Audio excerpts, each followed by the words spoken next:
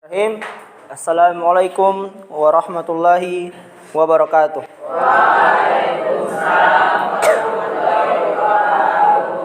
Alhamdulillahirabbil alamin. Shalatu wassalamu ala Rasulillah wa ala alihi wa sahbihi ajmain. Amma ba'd. Kaifa halukum? Alhamdulillah. Baik, ini kita sudah masuk pada pelajaran IPS, sambungan dari semester sebelumnya, ketika antum duduk di kelas 7. Di kelas 7 kemarin kita sudah belajar tentang Islam masuk ke Indonesia, baik itu dari agama Hindu, ya, kerajaan-kerajaan Hindu, kemudian kerajaan-kerajaan Islam di Indonesia. Nah, kali ini kita masuk pada perubahan masyarakat Indonesia pada masa penjajahan dan tumbuhnya semangat kebangsaan.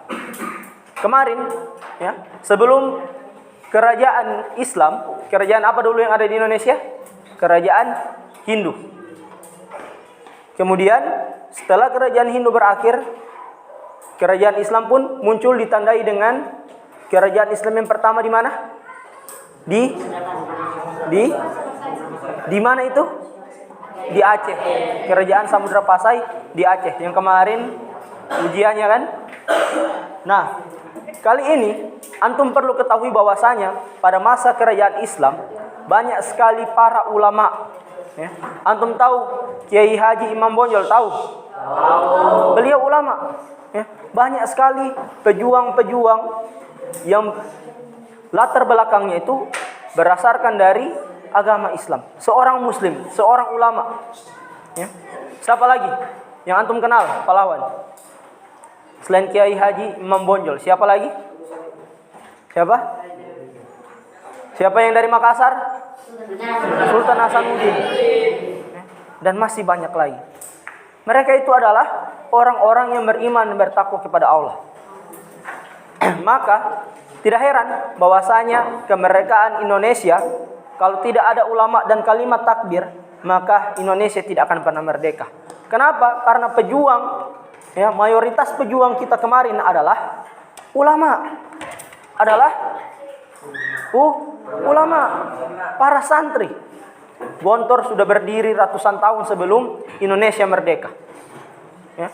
Para santri Gontor lah yang turut andil membantu kemerdekaan Indonesia bersama para ulama. Lantas kita melupakan sejarah? Pantaskah kita melupakan sejarah? Tidak. Kenapa? Kalau antum melupakan sejarah, berarti antum melupakan para pejuang bangsa. Maka antum tidak pantas, ya, disebut sebagai seorang muslim. Karena seorang muslim ketika berjihad di medan perang, coba antum lihat para sahabat ketika mereka gugur di medan perang, ya. Sahabat yang lain yang masih hidup mengingat nama-nama orang-orang yang gugur di medan perang. Betul atau betul? Maka ciri baik seorang muslim itu ketika antum bersahabat dengan dia, ya, ketika hidup antum seperti dua jari ini berdekatan, ketika meninggal antum selalu merindukan dia. Rindu kebersamaan bersama dia, rindu suka dan duka bersama dia. Bahkan ketika antum tidak di pondok, tak pikir tidak taman di pondok. Tak pikir tidak. Misalnya Abul sementara bakar sate, dia tak ingat, kasihan ini, dia iki tak makan sate cuma di gunung. Misalnya Afdal ada sementara main game atau nonton anime, tak ingat Ubaid, kasihan Ubaid, ada HP itu nonton akan Shingeki no Kyojin misalnya. Ya, jadi seperti itu. Nah, kali ini kita masuk pada awal pembahasan. Pada awal pembahasan, Indonesia merupakan negara yang kaya akan rempah-rempah. Antum semua sudah tahu itu dari SD. Betul atau tidak? Yang ada di Indonesia tapi tidak ada di negara lain apa? Apa jenisnya rempah-rempah itu apa? Apa? Bawang. Salah satunya bawang. Cengkeh. Apa lagi? Hah? Pala. Oke. Serai itu. Serai yang digigit, ente tahu itu? Yang nenek-nenek biasa gigit-gigit. Apa dia nama itu? Bukan, ada yang gigitnya nenek-nenek ini.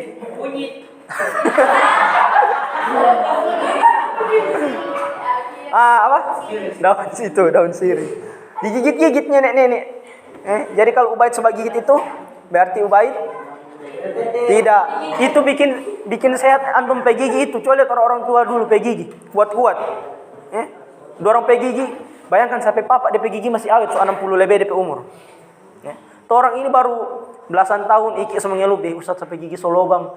Lombok masih muda solobang gigi. DP resep itu apa? Antum tahu DP resep apa? Daun sirih. Jadi ente coba tes makan daun sirih. Jadi itulah salah satu contoh rempah-rempah yang tidak ada di negara lain, tapi hanya ada di Indonesia. Sehingga hal inilah yang menarik bangsa lain untuk datang ke Indonesia. Tujuannya apa? Berdagang. Berdagang. Sehingga efeknya apa? Ketika bangsa lain sampai ke Indonesia, akan terjadi yang namanya pertukaran perdagangan. Terjadi perubahan sosial, terjadi perubahan politik, terjadi perubahan budaya. Kenapa? Karena para pedagang yang datang ke Indonesia tidak sedikit yang menikah dengan orang pribumi, orang Indonesia. Misalnya Iki dari Maroko berlayar ke Batui. Kawan dengan orang di sana. Jangan-jangan ente ini turunan Maroko. Soalnya ada muka-muka ini. Muka-muka Maroko bagian uso. Baik, lanjut. Nah, sehingga hal ini menjadi daya tarik bangsa-bangsa lain untuk ke Indonesia mencari rempah-rempah. Awalnya berdagang, tapi lama-kelamaan karena hawa nafsu syahwat yang tidak bisa terbendung oleh para orang-orang kafir yang datang ke Indonesia saat itu, akhirnya apa? Mereka secara langsung, terang-terangan menjajah bangsa Indonesia, mulai dari Portugis, apalagi Belanda, Inggris, dan Spanyol dan lain-lain. Nah, tapi yang paling lama menjajah Indonesia adalah Belanda. Berapa abad? 3,5 abad. Tapi penderitaan Indonesia itu 3,5 abad itu tidak sebanding dengan penderitaan yang dibawa oleh Jepang.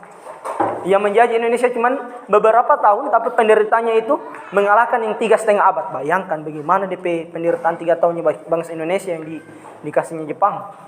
Nah, akhirnya apa? Karena hal inilah sehingga terjadi perubahan geografis, terjadi perubahan budaya dan lain-lain, sehingga menimbulkan semangat dari para ulama, semangat daripada para kaum muda, termasuk waktu itu Patimura yang masih muda, melakukan apa? Perlawanan untuk mengusir penjajah. Akhirnya terjadi banyak perlawanan di berbagai daerah di Indonesia, akan tetapi sering sekali mengalami kegagalan.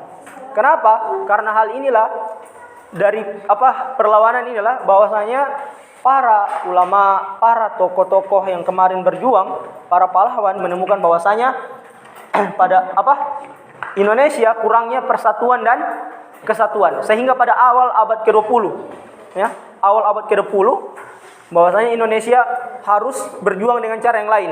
Mereka membentuk organisasi, organisasi apa? Organisasi perlawanan, organisasi kemerdekaan yang ingin memproklamirkan kemerdekaan Indonesia. Contohnya apa? Di awal-awal abad 20 ada PKI, ada BPU PKI. Mana yang duluan? PPKI atau BPU PKI? BPU PKI. Setelah itu PPKI.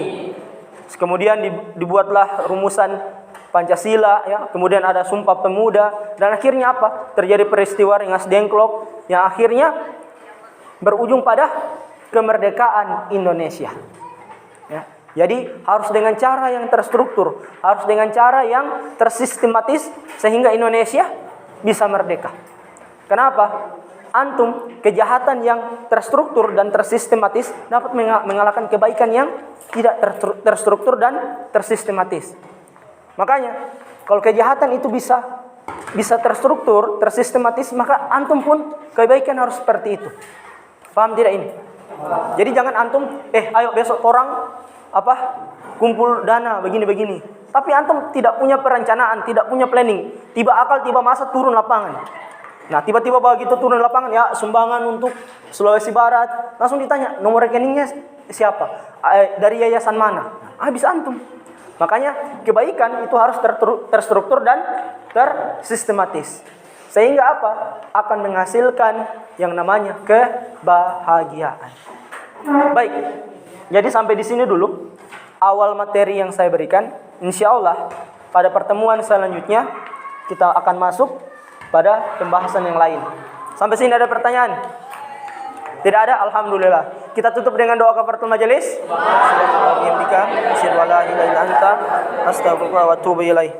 Assalamualaikum warahmatullahi wabarakatuh.